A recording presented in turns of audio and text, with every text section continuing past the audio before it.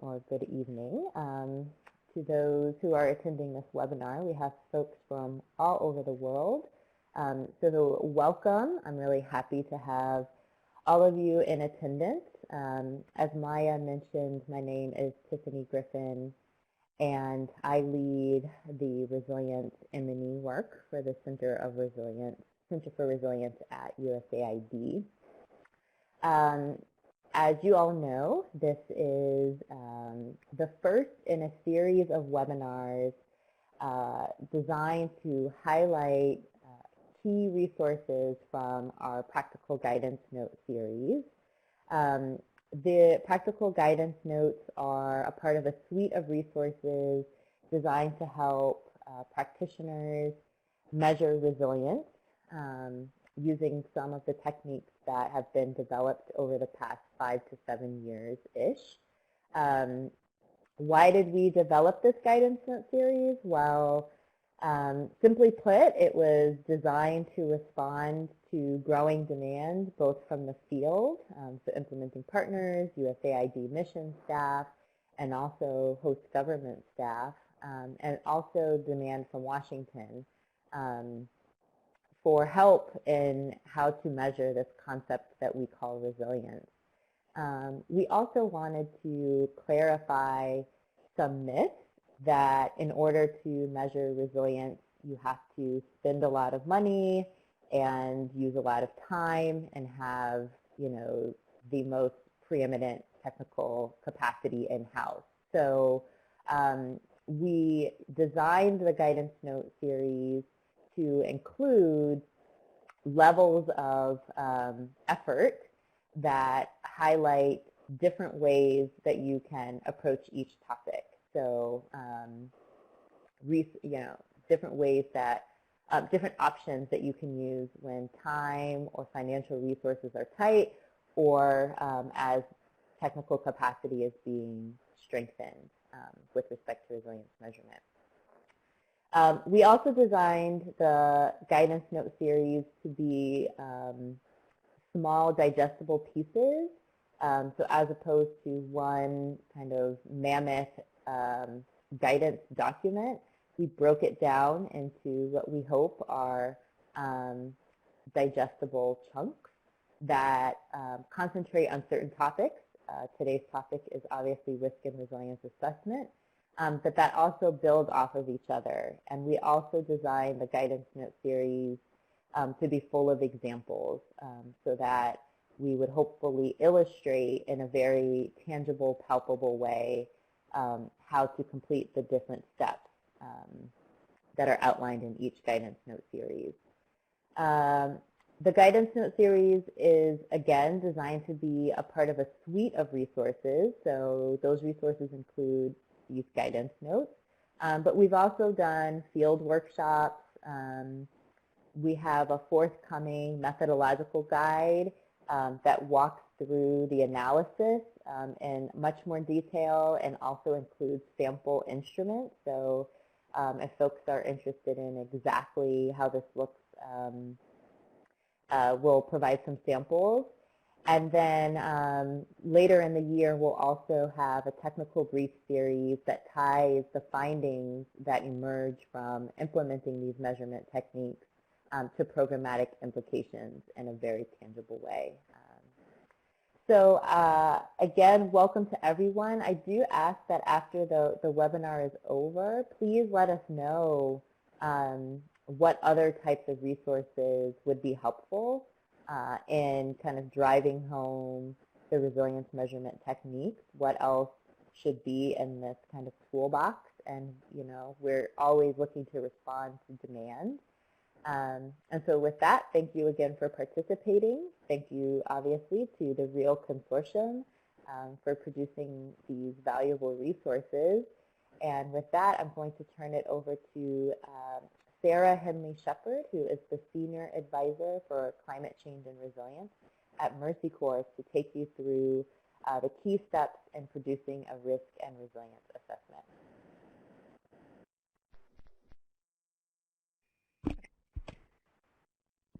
Great. Thank you so much, Tiffany and Maya, for that perfect introduction.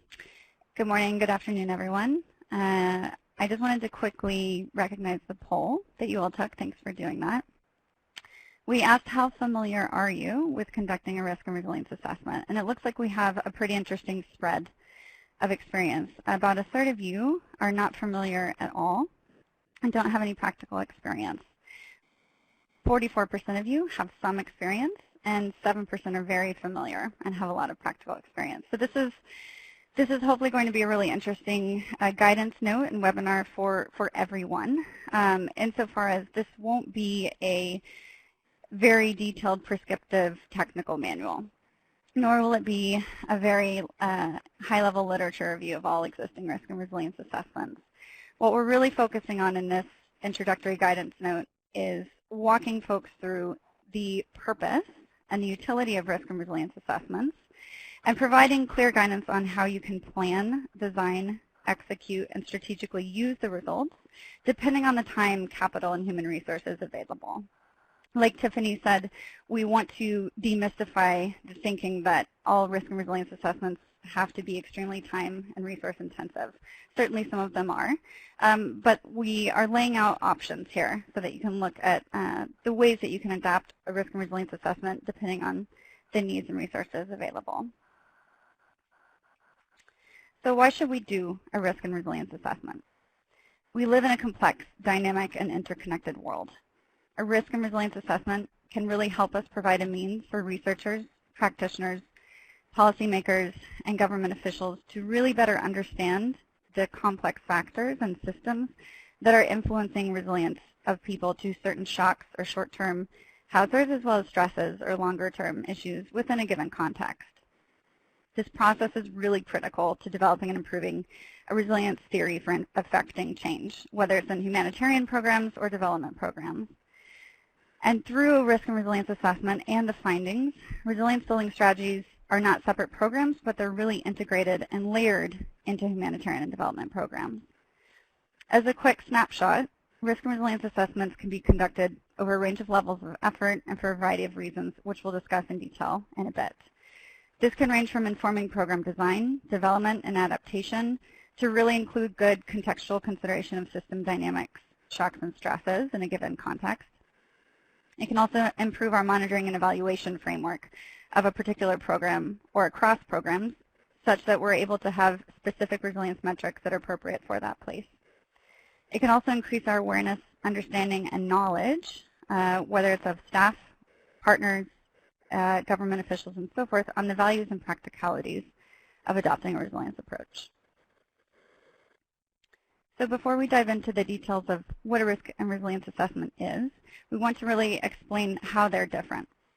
So comprehensive risk and resilience assessments truly enable us to go beyond typical, smaller scale, quantitative, data-driven sectoral risk assessments, such as a community environmental risk assessment.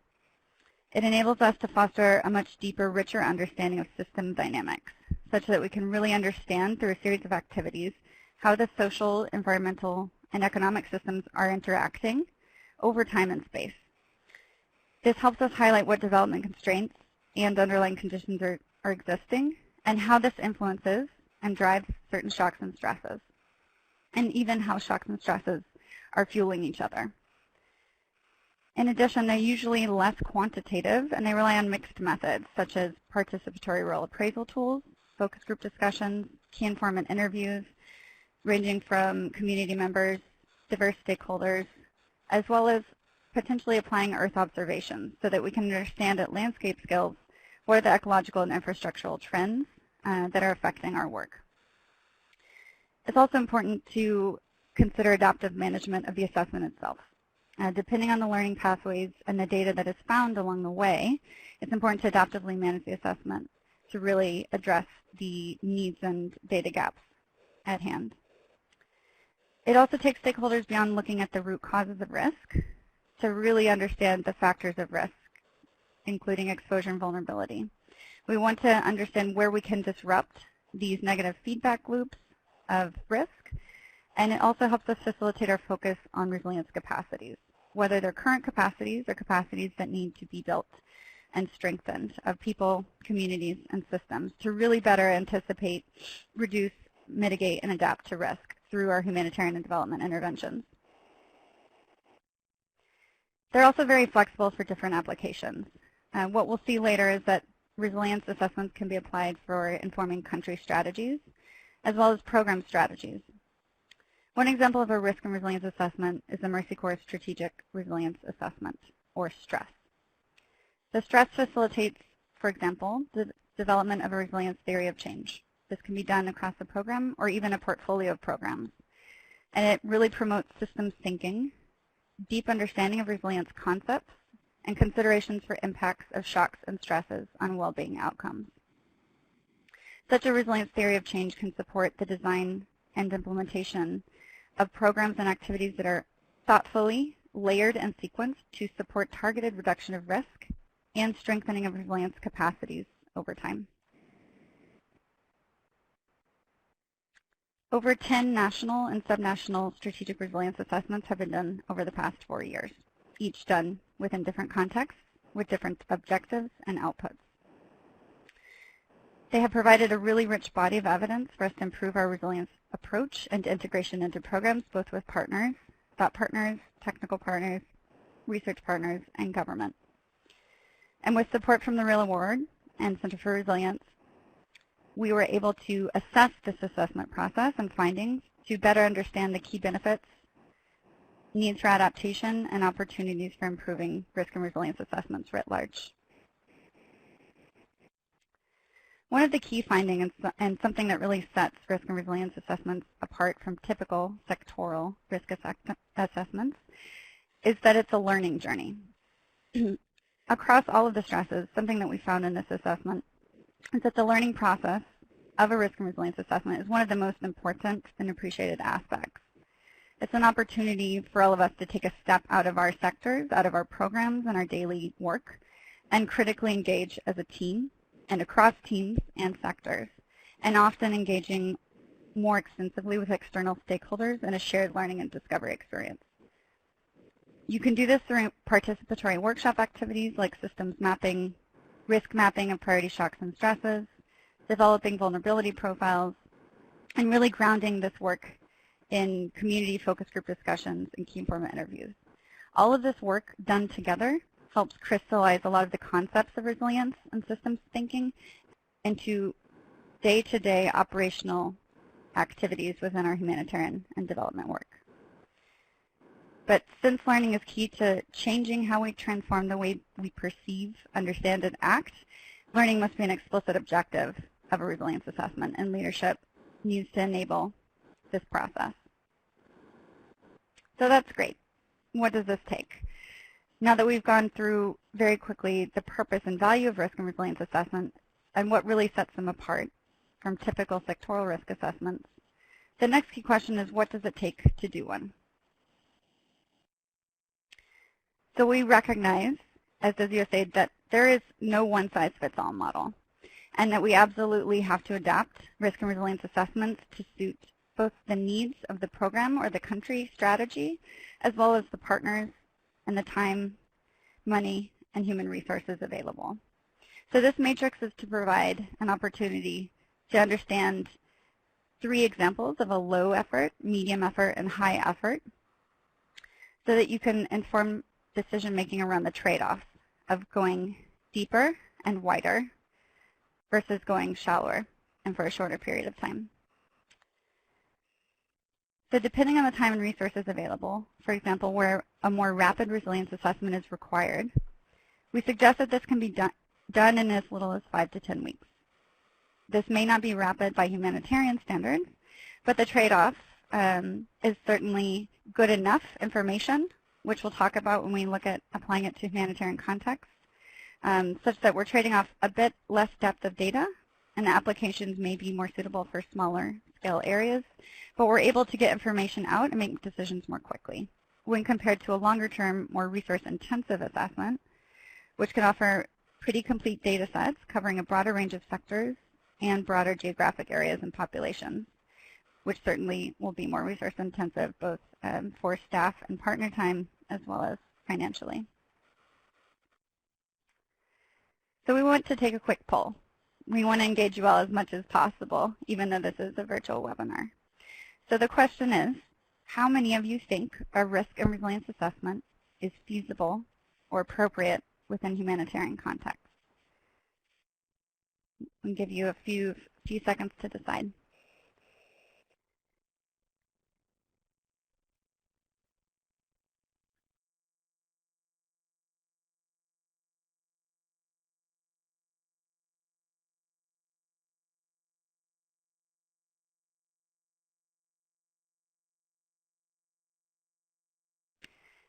So it looks like folks are still voting, but it seems like overwhelmingly almost 90% have said yes, that a risk and resilience assessment is feasible and appropriate within humanitarian context. I think I was expecting a different response. This is really, really interesting and really exciting. I just want to offer a few quick examples of how Mercy Corps and our partners are trying to explore adaptation of risk and resilience assessments within humanitarian context. The first is in Northeast Nigeria, where Mercy Corps is finalizing a 12-month strategic resilience assessment for the first time within a complex crisis. Given access issues and the fact that we are working primarily with humanitarian teams, which require a longer learning process around resilience concepts and so forth, it took longer and it was more resource intensive. But the gain is that we're addressing a lot of knowledge gaps in understanding key systems issues, shocks and stresses, and the resilience capacities that IDPs and host communities really need to better achieve well-being outcomes in the face of shocks and stresses. On the flip side of that, in just 4 weeks, we also piloted a rapid strategic resilience assessment in Cox's Bazar in partnership with IOM Protection and Site Management. The trade-off there is certainly less depth and less breadth, but again, looking at what is good enough to do in humanitarian context is really important when deciding on these trade-offs like we saw in the matrix before. Getting information quickly to make decisions to better inform a response to be inclusive of risk reduction and resilience capacities is critical. So thank you for that poll. We'll have another one coming up, so stay tuned. So next we want to look at how can they work. Now that we understand different options for scaling resilience assessment up or down, depending on resources and time and objectives, let's explore how they can work in practice. Within this first guidance note, we lay out a flexible, adaptable process that looks similar to a typical risk assessment, but it's not.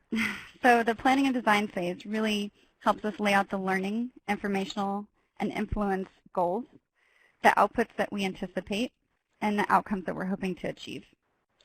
This includes working with a cross-sector team to identify the purpose of the assessment, the scope, and the scale, as well as the estimated level of effort, depending on what the team size and composition may look like and what may be required. This is also dependent upon how much pre-existing data is available. There's certainly a lot of places that we work in where there's a lack of data, and there's a lack of valid, reliable data. And so in these instances, it may be worth investing a bit more in having an assessment that's longer and more comprehensive. This phase is usually informed by systems mapping done with staff and partners in workshops, where we also can look at developing vulnerability profiles to understanding why and how certain groups are more vulnerable to specific shocks and stresses.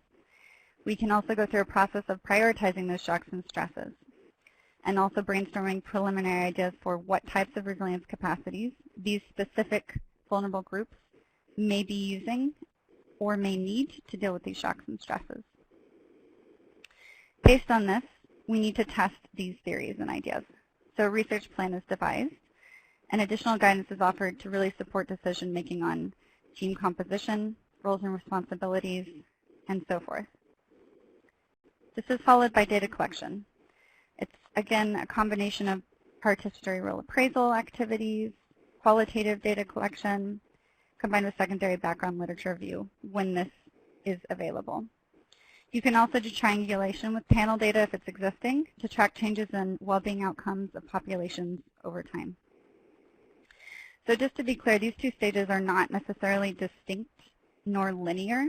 The data collection and analysis phases are really iterative, such that as data is being collected, both the tools for the data collection as well as the data itself need to be constantly monitored and adaptively managed to ensure that we are really getting a handle on the true systems issues, the resilience capacities that people are using or need, and the shocks and stresses that are most pertinent to the communities that we're working with.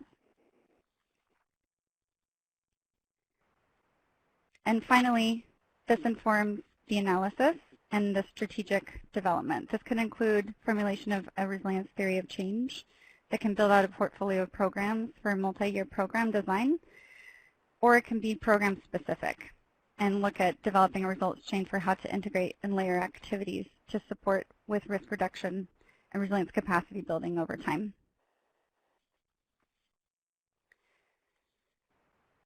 So the guidance note goes in more detail on these steps, but let's go ahead and move on to what can risk and resilience assessments show us.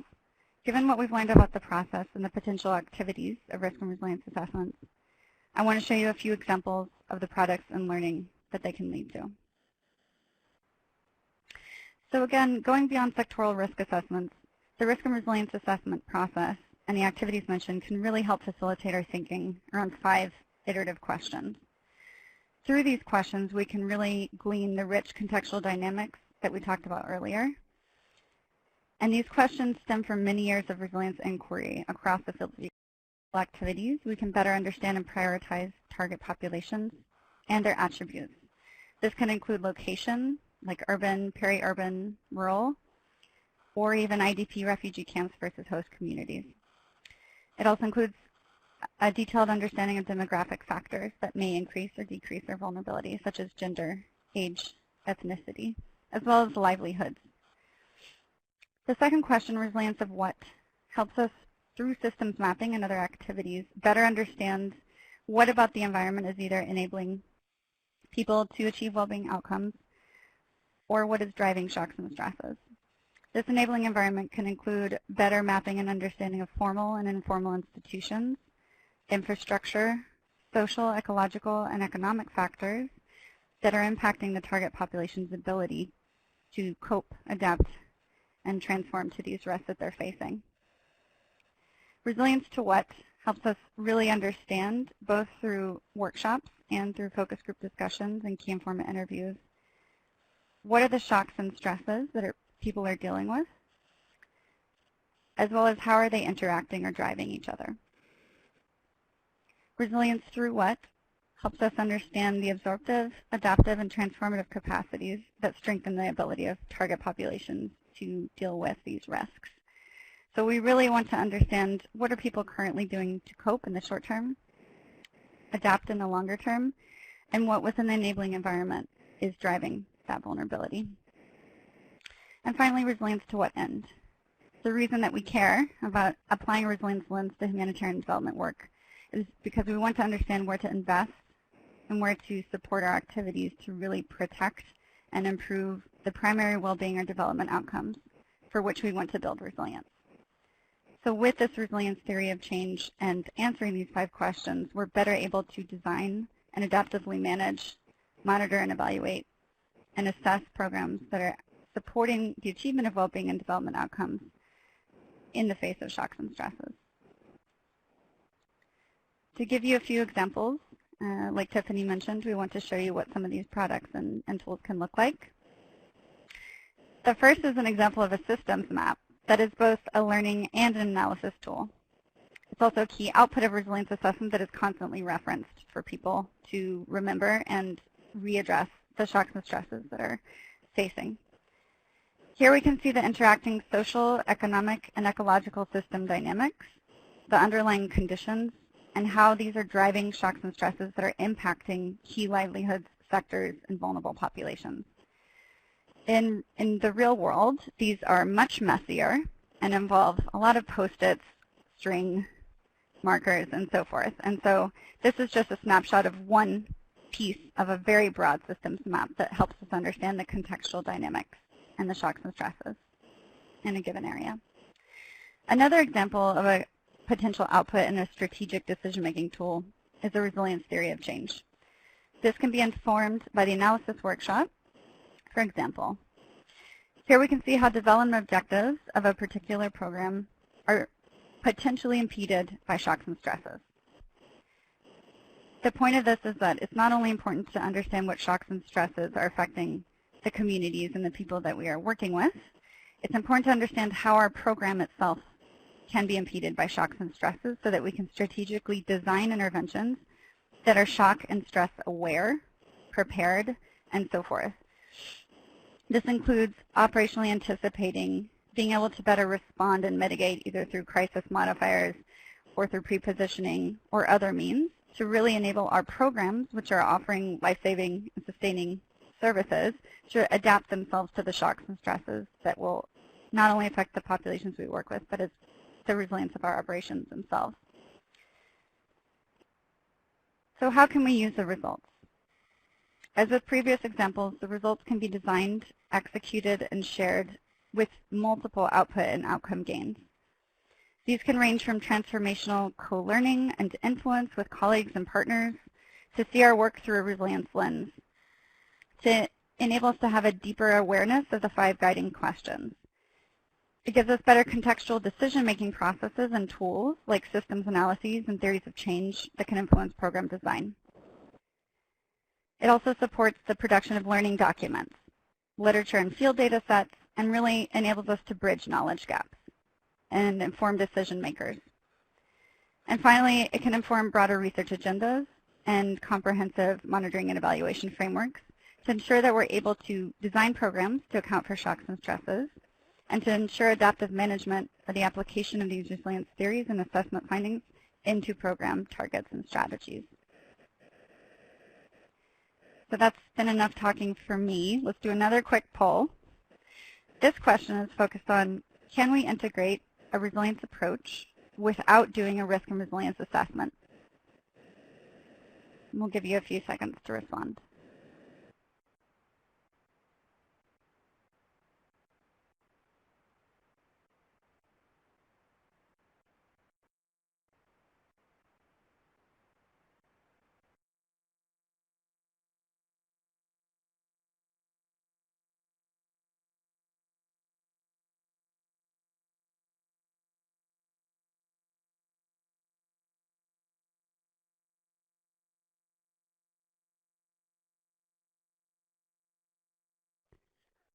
So far we have about 40% saying yes, we can integrate a resilience approach without doing a risk and resilience assessment, and about 50% no, and about 8% I don't know. If anyone wants to add an explanation for why they said yes or no, please share. Oh, the polls are changing already. We're almost about split yes and no, about equally. So the idea is certainly that we can integrate a resilience approach. The problem is that that resilience approach may not be as well informed without a deeper contextual understanding of the system dynamics, the shocks and stresses, and the vulnerable profiles. So certainly these adaptable processes are possible, but we really encourage that some kind of a contextual analysis that is focused on a resilience approach is important for designing and adaptively managing risk and resilience programs.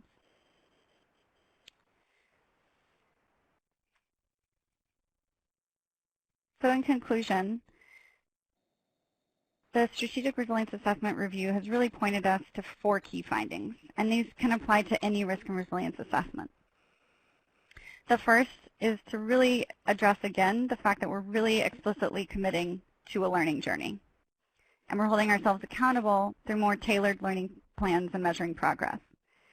The idea is that we need to not just do an assessment for the sake of doing an assessment, but this is a learning process that includes support from human resources to better identify, recruit, onboard, and retain folks that are enthused about having a resilience approach to their work and having leadership commit to that learning journey, not just during the assessment, but to sustain it afterwards. This supports the second point, which is really that it's important to emphasize a larger role for internal and external communications throughout a risk and resilience assessment. This includes a bigger emphasis on storytelling, both internally and externally, to help the voices from the field be heard as far as the development constraints that they're facing, the shocks and stresses that they're dealing with, and the capacities that they really need support to strengthen. We also need to better anticipate, plan, and prepare to support the translation of assessment results into action.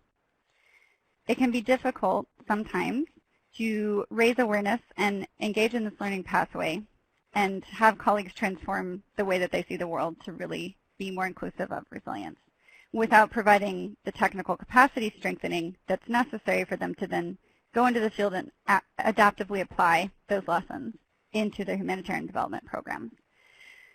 And so this gets to the fourth point, that we really need to look beyond just a technical focus to really look at what's required to support the enabling environment needed for resilience implementation.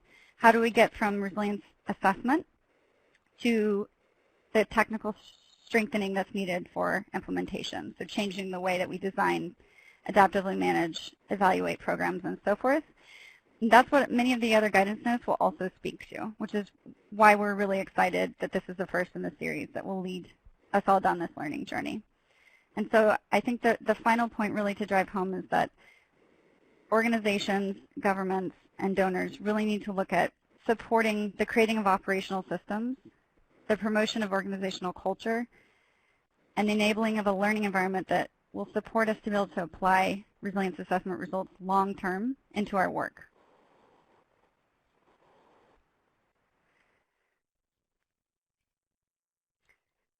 So thank you for listening. Now we're going to move into breakout groups, which Abby will help facilitate.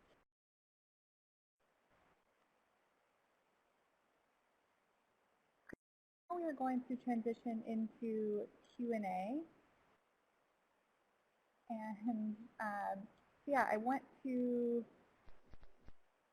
first kick it to Sarah. There's a question from Amelia Bersenbach. The question is there any guidance on integrating a risk and resilience assessment with other assessments, such as HEA or baseline or sector specific?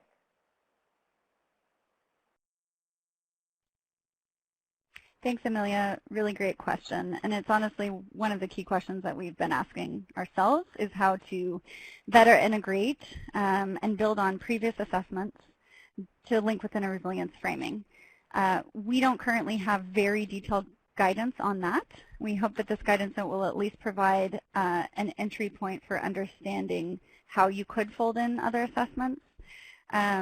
But within the secondary data review process, that's when you really need to look at all of the available information for the context that you'll be conducting a risk and resilience assessment, including things like market systems development analyses, environmental analyses, and so forth, to roll these into the risk and resilience assessment writ large.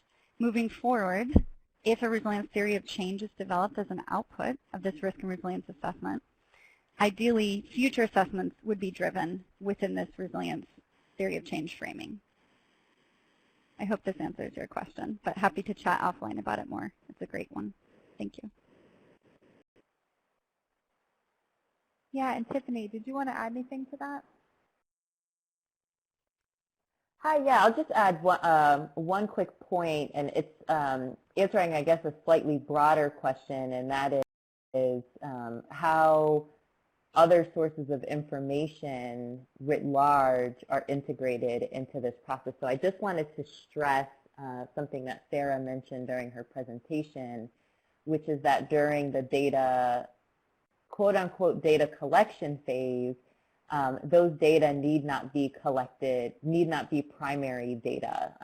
So the data collection phase is also leverages secondary data, and actually secondary data is quite important because just logistically the likelihood that you're going to be able to collect primary data may be particularly low in many of the contexts that we work in. So a part of that data collection phase is really almost a data mining process where you're looking for information that has been collected for other purposes through other means and pulling different disparate sources of information together to try to fill in the gaps around risk, capacities, and how those interact for different populations within the geographic areas that we're working. So HEA data may be specific input, but the point is much broader that we'd be pulling information from any source deemed relevant by the different stakeholders involved in the assessment process. Great, thanks Tiffany for those additional comments. And so I want to take a step back. James, you asked a great question that probably should have been introduced at the beginning as to which definition of resilience is guiding this work. And so I'm going to pass that to Sarah to answer.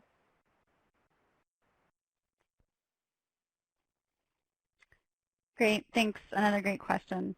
So within the guidance note, we provide an adapted definition. Certainly between Mercy Corps, Center for Resilience, and others, we all have somewhat different verbiage, but very similar concepts and framing.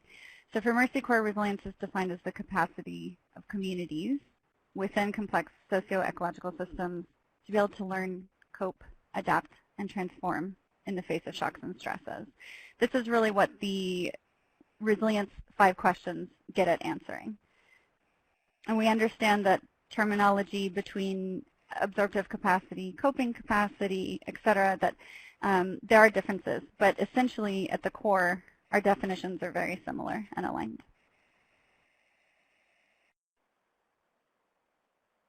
Great, thanks, Sarah. And so there's a number of questions that are grouped in a way around how are risk and resilience assessments, are they supposed to be done at the beginning of the program, when designing a program? What about during recovery stage? Then when is the best time to do a risk and resilience assessment? Sarah? Great, another excellent question. So again, looking back at the framing and understanding decision-making around both the level of effort, the time, the resources, also certainly important is the timeliness of the assessment itself. This may honestly depend on when you have the resources available to conduct the assessment, but it can be used at any time. So I think it really just understanding through staff and partner engagement the ultimate goal of conducting a risk and resilience assessment will drive the answer to that question. So for example, if you want to understand better what a resilient recovery pathway would look like and how your program's current or future can better support resilient recovery, it can certainly be done in a recovery setting. And again, it depends on the scale and the scope of the assessment. If it, for example, what I did in Rohingya refugee camps in Bangladesh, if what you want to do is better inform humanitarian response to include a risk and resilience approach and to address access issues, you can certainly provide a shallower, more rapid version of a risk and resilience assessment within that context. So it absolutely can be adapted depending on the ultimate goals and outputs and outcomes that your strategy may have, depending on the timing and the goals. Thank you.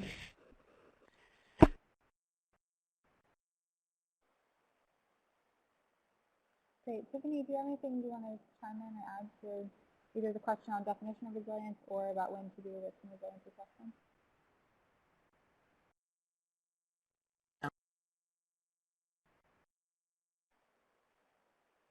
Okay, great. So we have another question about kind of the use of Mercy Corps' strategic resilience assessment or stress process, and about at what level has that been used, at the country resilience strategy, the project level, and also at what point, or I guess also for project design. Are there key differences to consider when looking at it from those different points of view? The answer is yes. It's been used for all of those contexts and applications. So again, it's driven by usually country leadership, thought partners, donor partners, and so forth. So if the idea is that a country strategy needs to be informed by a resilience theory of change, that it's done at the country level. So certainly will require more time and financial resources because the scale of most countries is very big. It has also been done as a program assessment process in DRC, but again, it can be applied and adapted in various contexts and at various scales. So it's been done in all of those contexts, and we have all of our case studies online. Happy to share them.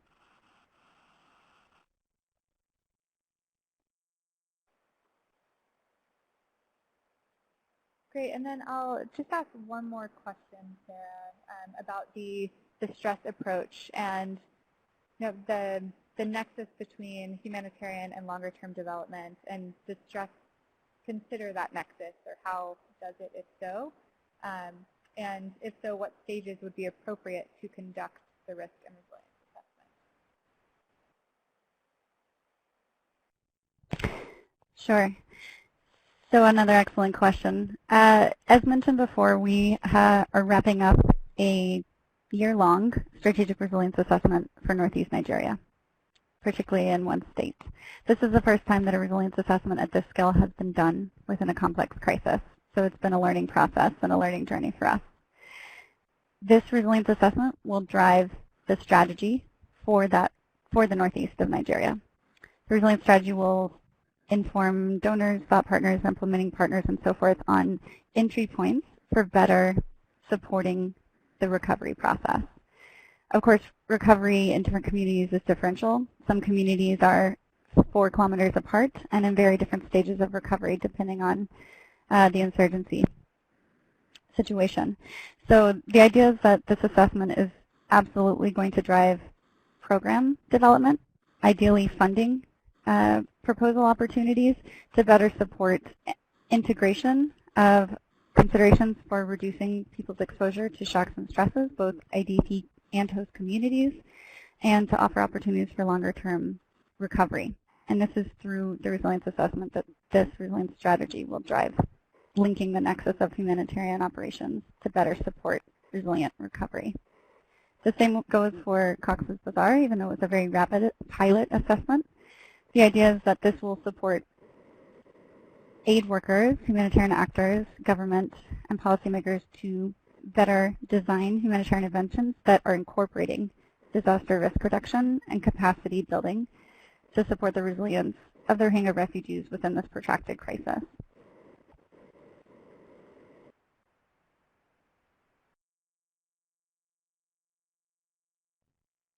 All right.